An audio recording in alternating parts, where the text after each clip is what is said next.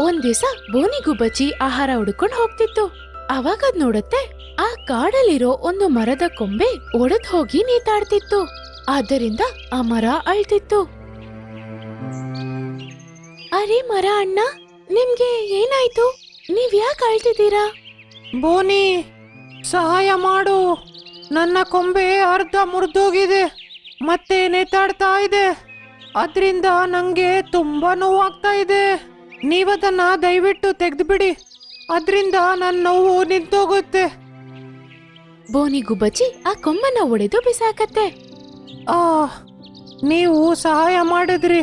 ನಿಮ್ಗೆ ಯಾವಾಗಾದ್ರೂ ಮುಂದೆ ಸಹಾಯ ಬೇಕು ಅಂದ್ರೆ ನನ್ನ ಹತ್ರ ಬಂದ್ಬಿಡಿ. ನೀವು ಖಂಡಿತ ನಾನ್ ನಿಮ್ಗೆ ಸಹಾಯ ಮಾಡ್ತೀನಿ.